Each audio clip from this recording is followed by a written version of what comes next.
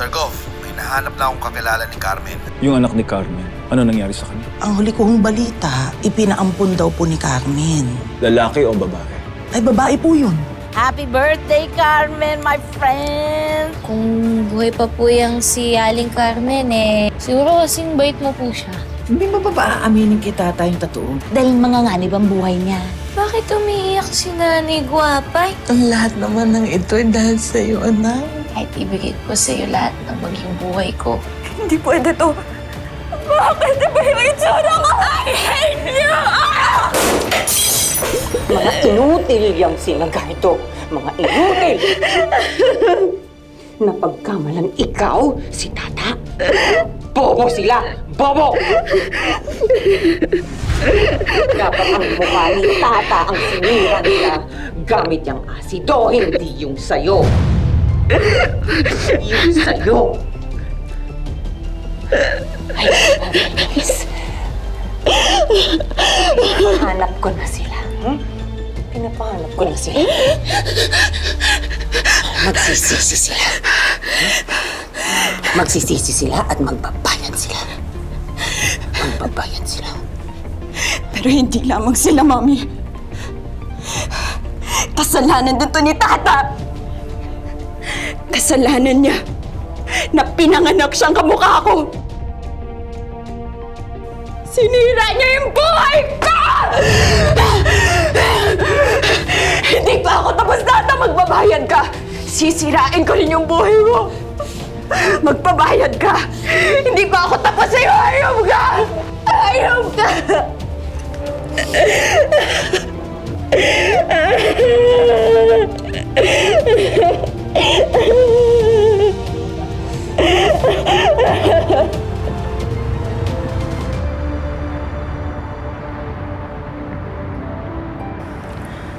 Pwede na hong makauwi si Nay Guwapa. Nagtagal lang siya ng ilang linggo dahil sa impeksyon. Pero ngayon ho, stable na siya. Magaling na ho ang nanay mo, Tata. Hindi pa. Ay, ika na. Pero kailangan pa rin nating obserbahan ang nanay nyo. May posibilidad pa rin na bumalik ang komplikasyon. Kaya kailangan inumin ni Nay Guwapa ang lahat ng mga gamot na inireseta ko sa kanya. Ay, naku, iinumin ko po lahat yan. Susundin ko pa kayo, Dok, para lang hindi bumalik yung sakit ko. Tama. Anak, panaginip ba ito? Parang isipin mo tapos na yung operasyon ko. Tika mo, nasan bang kuya nyo? Asan kuya mo? Ay, sorry. Ay, Dok, ito po yung may nahanap po kasi may nalaglag ako sa... Boy! Sorry. Nay, narinig mo naman sinabi niya malinaw na malinaw. Bawal ka na kumain ng mga maaalat. Bawal ka na itlog. Bakit naman pati itlog? Maalat yung itlog. Oh, chicharon, bawal ka. Di ba, Dok? Yes! Nay, hindi po pa naginip to. Totoo na to. Magaling ka na at babalik na yung buhay natin sa normal. Yes! Halika dito, Taboy. Halika nga. Tao. Sabi mo kung nasisip ka. Nabis mo ako, ano? Nang, gusto rin ito ng yakap kahit hindi yung totoo. Halika nga, anak. Yan. Tayo nga, Nay. Medyo, Mabanto. lampang kita. Parang amay yung mothballs ka. Baka yung sarili mo na mas malapit kasi yung bibig mo sa ilong. Yes! Uwi na tayo! Hindi ka na! Baka malagay. Hintayin na natin si Mama at Sir Goff. They're on their way. Do you need anything?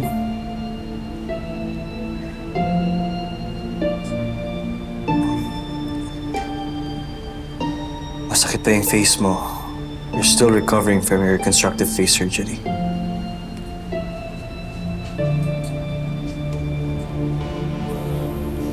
Francis, thank you so much for staying by my side. Asawa pa rin naman kita eh. It's my responsibility. Hindi kita papabayaan. Why do you make it sound like I'm such a burden. Francis, nagtududa ka pa rin ba sa akin? You really think na niloko kita? Ha?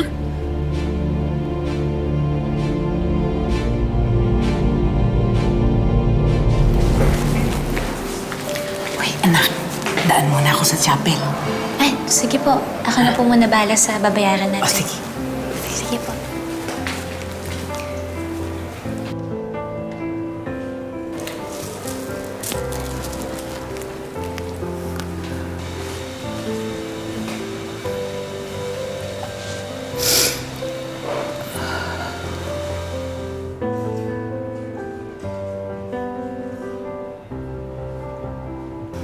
Panginoon, huling check-up ko na po ngayon. Sobrang salamat at pinagaling niyo ako. Alam ko naman pong gagabayan yung mga anak ko. Lalong-lalo na si Tata. Alam niyo po, siya po yung anak ko na napakalaki po ng isinakripisyo para sa pamilya namin. Lalong-lalo na po para sa operasyon ko.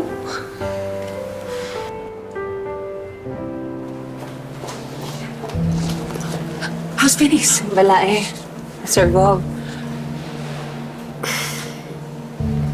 Nasa loob sila. They're talking.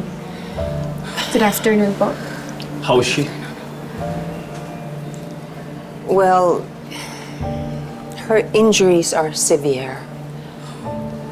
But the doctors did their very best to try to reconstruct her face. But they can only do so much. Even her vocal cords were affected.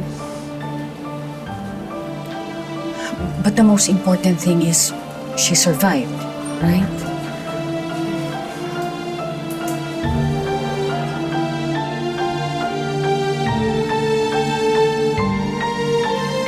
Alam niyo po, sobrang swerte ko sa anak ko. Mahal na mahal ko si Tata. Kahit hindi ko siya tunay na anak.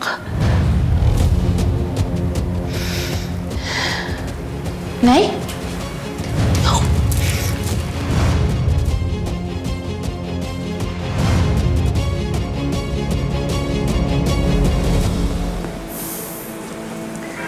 Dami nang nangyayari, Venice.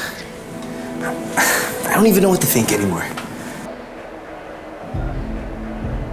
I've said it before, and I will say it again. Francis, hindi kita niloloko. Sinabi ko lang naman na may relasyon kami ni James para layuan mo ako, pero walang namamagitan sa amin ni James, okay? Kaya sana, huwag mo naman ako pagdudahan. Ganito na nga yung sitwasyon ko. And I need all the help that I can get. Tapos, gagantuhin mo pa ako.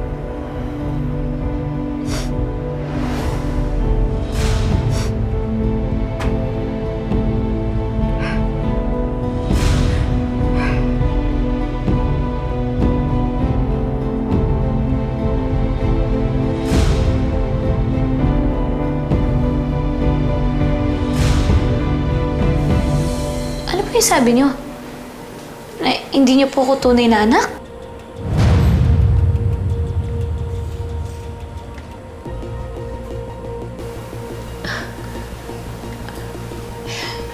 Kala ko ba iitahin mo na lang ako sa baba, anak? Nay, hindi niyo po sinasagot yung tanong ko. Ano po yung narinig ko? Sabi niyo po hindi niyo ako totoong anak. Naku, halika nga dito, anak. Ano ba? Ang ibig kong sabihin, si Maymay at saka si The Boy, hindi ba't anak sila nung namatay kong kapatid? O, hindi ba pinsan mo sila? Inampong ko sila, tinuring ko silang parang mga totoo kong anak. Pero ikaw, totoong anak kita. Nanay mo ako.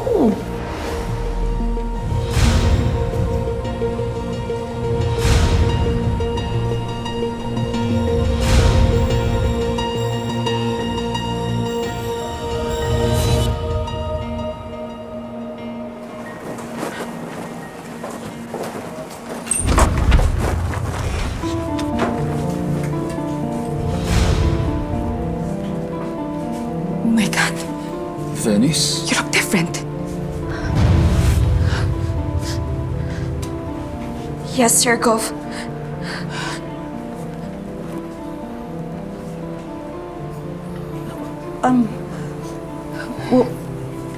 Wala pa rin magbabago. Venice is still Venice. We have to face reality. Alam ko nakakapanibago, but we can manage. Right? We can manage. This time, be careful. We need to find out kung sino may gawa nito sa'yo. I'm sure eventually makahanap ni Chief ang may kasalanan nito sa'yo.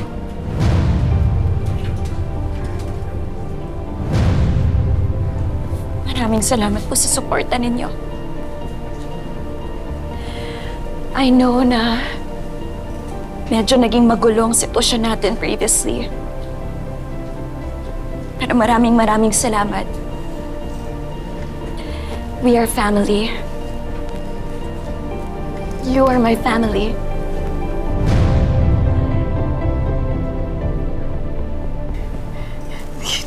Ikaw talaga, anak. Ano mali lang ang pagdinig mo. Alam mo mabuti pa, kumain na tayo. Kasi ang tagal nung check-up. Anong ginutom na ako, anak. Halika, sigurado gutom ka na rin. Halika na kaya.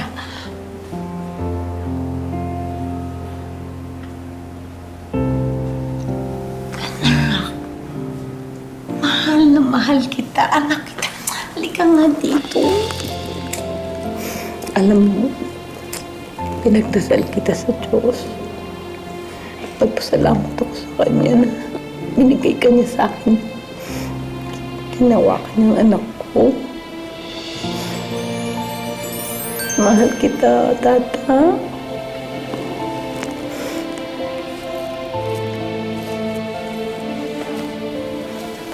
Mahal din kita, Nay. At masaya po kung magaling ka na. Kasi magsisimula tayo ulit. I love you, anak. I love you, Nay. Halika na. Kain na tayo. Alam mo, naging magutumin talaga ako mula loob. Halika na. Sige, tara po.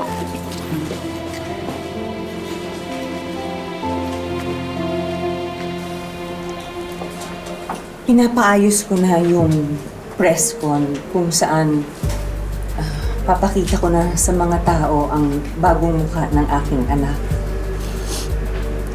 Yes, this is a tragedy, but it has made us closer to each other. Lalong-lalo na si Venice at saka si Francis. It has made their marriage stronger. Hindi iniwanan ni Francis si Venice. That's what a man and husband should be, Francis.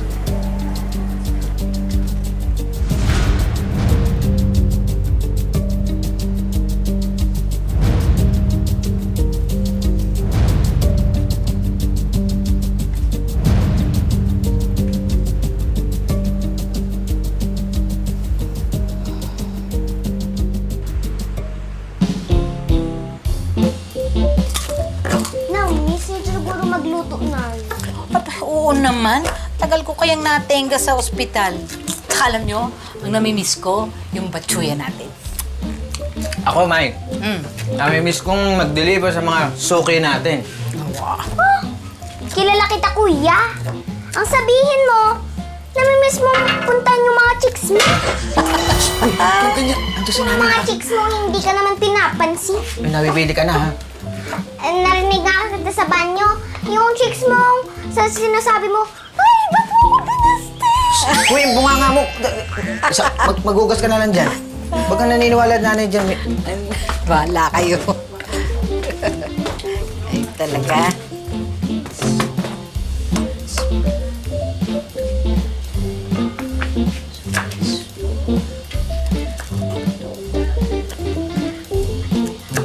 Anong ginagawa mo dyan, anak? Nililista ko po yung lahat ng kailangan natin bayaran. Yung pang-maintenance mo po. Tapos yung sa mga utang natin, pati yung utang na pinamana sa atin ni tatay. Tapos yung para sa bago nating pwesto. Yan po yung natira. ka ba magtitira para sa sarili mo? Saka ano yung bagong pwesto na linista mo dyan? Hindi ba tayo okay doon sa rinirentahan natin ngayon? Eh, hindi po ba pangarap natin magkaroon ng sarili nating pwesto?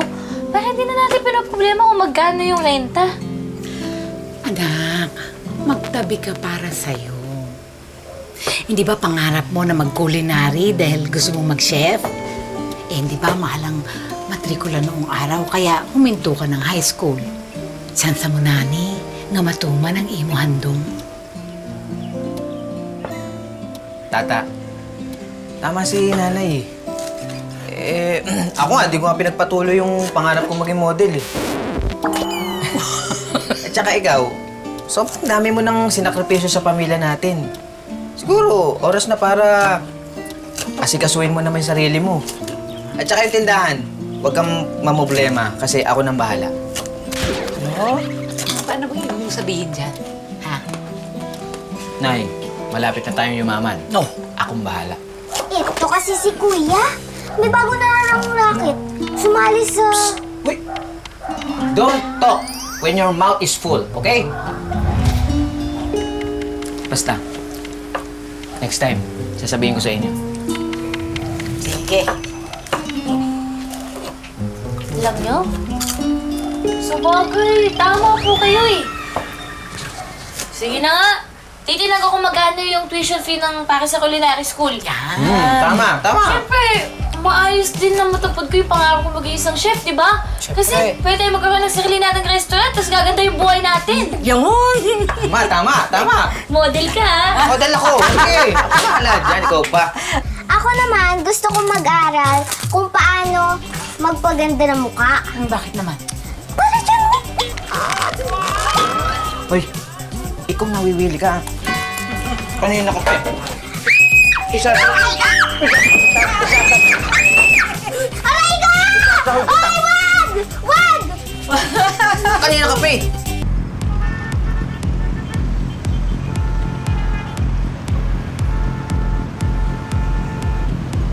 Alam nyo ba, wala na kayong makikitang ibang opportunity na katulad nito.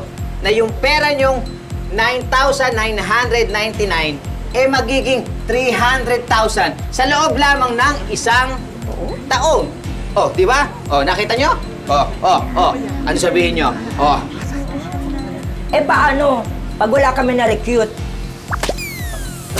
Lang to, recruit? Recruit yun! Bakit? Kaya nga, paano yun? Eh baka mamaya, magtapon na kami ng pera dyan, ha? Ito nga, kaya nga ipapaliwanag ko. Okay, let's make plain.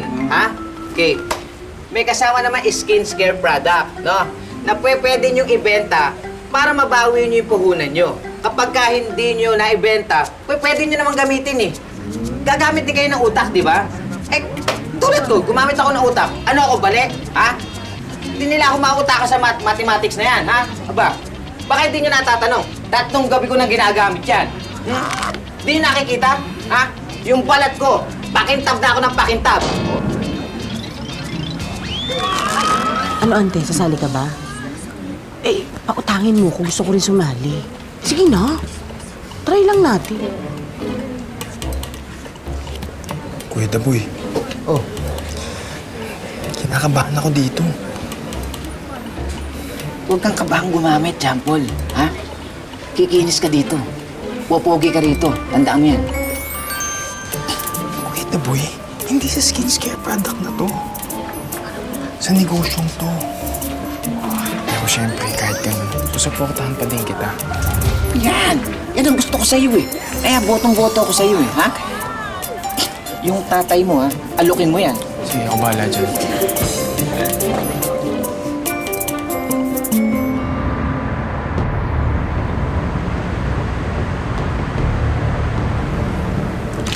This is the first time na lalabas ang anak ko after that acid attack sa mukha niya.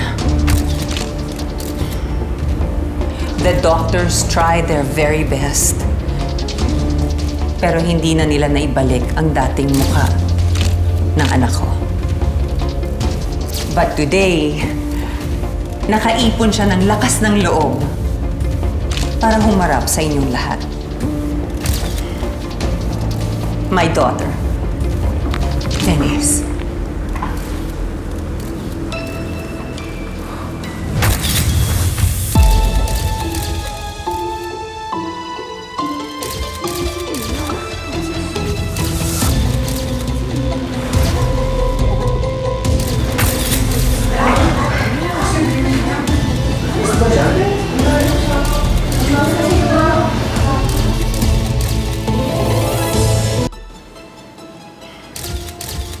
My daughter, Venice.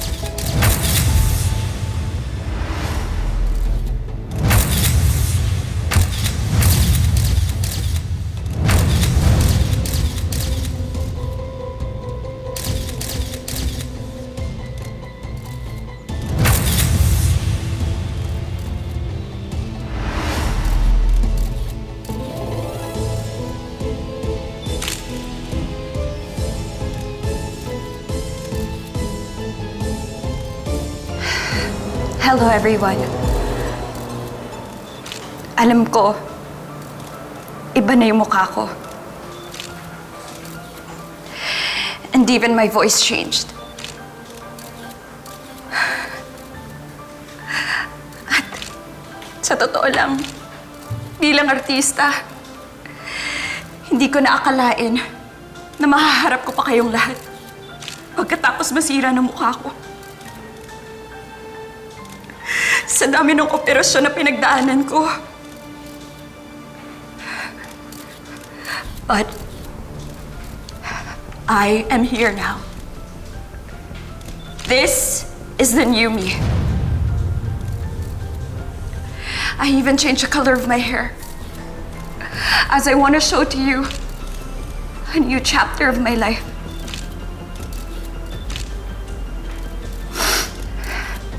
Pero hindi ko to magagawa kung hindi dahil sa pamilya ko. And with the support of my husband, Francis Palma. Diba, love?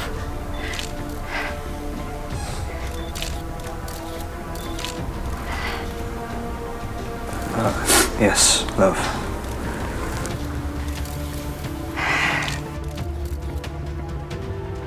Ako manigyapon. Ako pa rin ang nag-iisang Venice Hermoso Palma.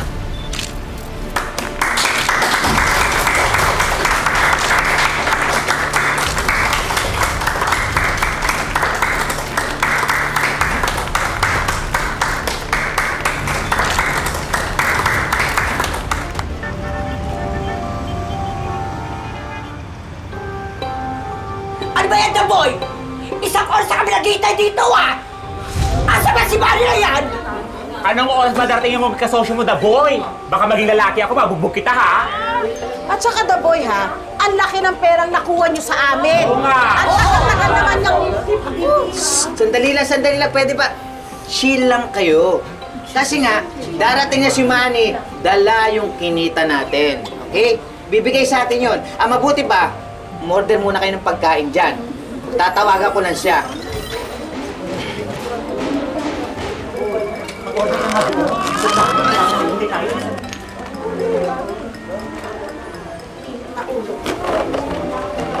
Ate Boy, may reply na ba sa'yo si Manny? Hindi pa nga eh. Chinachat ko tsaka tinatawagan ko eh. Hindi sumasagot eh. Ate Boy, medyo masama na yung kutob ko dito. Nahiya na nga ako sa mga tao eh. Hoy! Daboy! Tingin ko, ha? Mukhang pudol na yan, ha? Akin na nga yung pera! Ilabas mo na yung pera! Ako? Wait lang, inintay natin. Ikaw ka. Inutang ko. Kapuhunan ko dyan. Talagang ipapabarangay ka namin pag di mo binigay yung pera. Kikita mo yung bigote mo yan? Ha? Ay, hindi ko lahat dyan. Malapay mo na. Inutang ko lang yan! Nasaan na yung money? Tawagan mo yan! Ako na!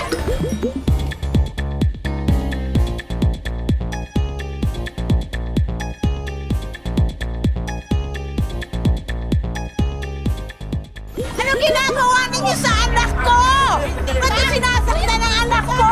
Ang pamilya kayo na scammer! Ilang taon na rin akong pabigat na. Hindi ko alam kung nakatulong ako, nakaperwisyo ako. Sinira niya yung buhay ko! Sinira niya yung mukha ko! Anong kinalaman ni Tatang sa pagkasira ng mukha mo? Familiar ka sa akin eh. Ikaw ba yung bagong office assistant? What happened to the previous ones? Well, she resigned. So you have to look for a new assistant. Everything's going well, pero it's like something's missing. You're late at nagkalat ka pa dito, Tata. Punta ka sa office ko mamaya. Sir,